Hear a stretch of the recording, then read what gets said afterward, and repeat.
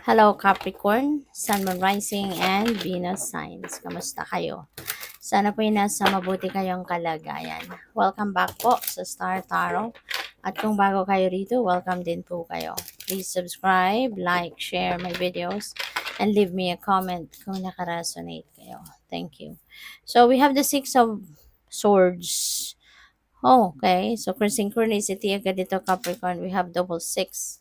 That becomes number 66. So, synchronicity yan. I suggest po, pakitignan po ninyo ang ibig sabihin ng number 66 for more guidance. Kasi marami pa kayong mababasa dyan, ano? Marami pa kayong mababasang impormasyon, inspiration, no, na maaaring makatulong sa'yo, no? Mag-improve ang buhay ninyo or how you're going to navigate your circumstances. So, we have the Six of Swords. So, moving on energy ito, sa Six of Swords. Meron travel din dito. So, maaring iba sa inyo dito is going to relocate. No, maaring kayo mangingibang bayan, mangingibang bansa, mga ganyan. You are seeking for new environment, 'di ba? At yan ay gagawin ninyo para na baga makapagsimula kayo ng bagong buhay in a different environment, 'di ba? In a different place. Kasi maaring galing kayo sa isang sitwasyon na masalimuot ang naging ganap sa buhay ninyo. 'Di ba? Maaring problemado, nahirapan kayo, nag-suffer kayo from there. Kaya para na makapag-move on kayo easily or more comfortably, gusto ninyo na mabago naman ang environment ninyo. Na hindi na kayo nandoon sa lugar na maraming makakapagpaalala sa'yo sa naging sitwasyon ninyong hindi maganda. Okay? Kaya good luck sa'yo. So, the Six of Cups, homecoming ito. Capricorn, baka kayo ay uuwi sa pamilya ninyo. Baka kayo ay bibisita sa mga mahal ninyo sa buhay, kamag-anak, mga kapatid, magulang, mga ganyan, no? So, maaari din na meron din kayong mga pasalubong sa kanila, no? So, that's very thoughtful of you. And also, speaking of pagbabalik, speaking of coming home, feeling ko dito, meron din tao that is also going to try to be part of your life again, no?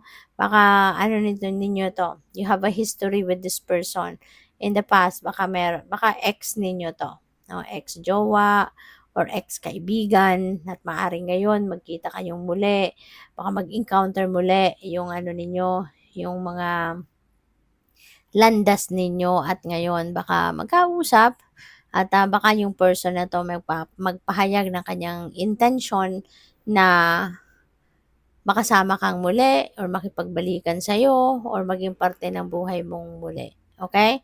So, we have Queen of Swords. Queen of Swords is about honesty. You know, maybe ang iba sa inyo, baka people pleaser kayo, Capricorn. Meron ako napipick up na parang some of you is a people pleaser. Kaya, ang kadalasan, ano, parang sinusugarcoat ninyo yung mga sinasabi ninyo. Sinusugarcoat ninyo yung totoong nangyayari, totoong nararamdaman ninyo, or totoong iniisip ninyo. Pinapaganda ninyo yan para magustuhan kayo ng mga tao, yung ganyan. No? Even if that is not what you really feel, even if that's not what you really is thinking. No? Para lang na magustuhan kayo, ma-please mo, mapangiti mo yung mga tao. So, kinailangan mong pagandahin, kumbaga, ang sasabihin mo. 'Di ba? Yung gano'n. Pero, this is a reminder para sa'yo, no? Na it's better to be honest, be rational, speak your truth, 'di ba? Maging truthful ka, maging realistic ka. Kasi, mas maganda ang gano'n, no, na nagpapakatotoo. Okay? Mas maa-appreciate ka ng mga tao sa paligid mo if you are going to express your honesty. So, by the way, maraming salamat for subscribing, and if you haven't subscribed yet, subscribe na kayo. And also, maraming salamat din for not skipping the ads. Malaking bagay po yan sa akin. Thank you. And also, please click the join button sa baba ng video kung gusto po ninyo na mag-join sa membership. Thank you. So, first card, it isn't about being right. Okay? It's about doing the right thing. Okay, so hindi daw mahalaga, no? Or hindi, it's not all about kung ano, kung it's not all about na ikaw yung laging tama, 'di ba?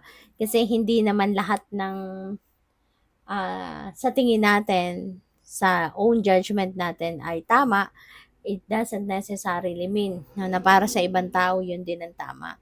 Or sa situation na you are going to be dealing with, yun ang tamang gawin para dyan.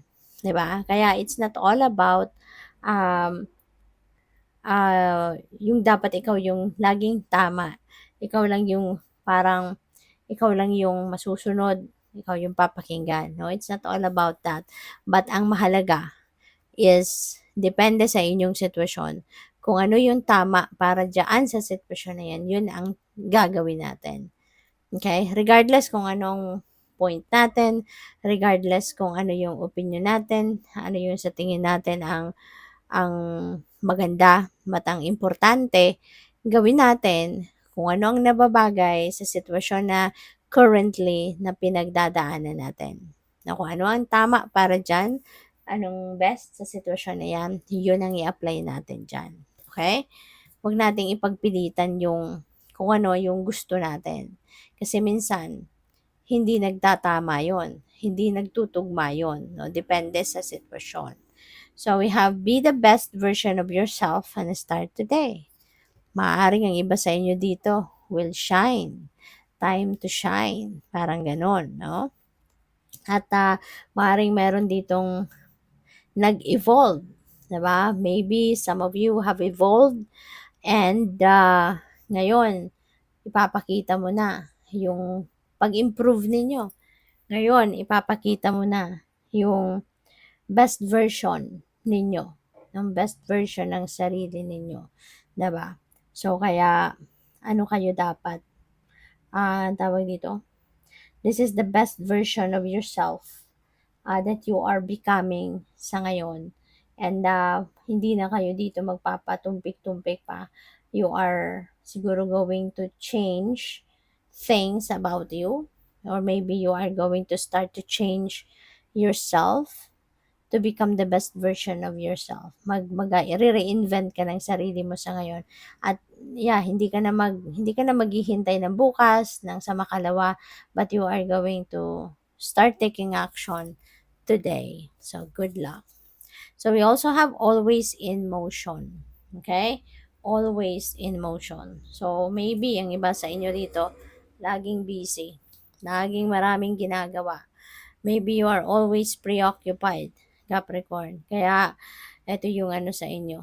Ito yung, parang, kasi baka nakakalimutan mo. 'Di ba? Dahil sa kabisihan mo, baka nakakalimutan mo na yung sarili mo, Capricorn. Lagi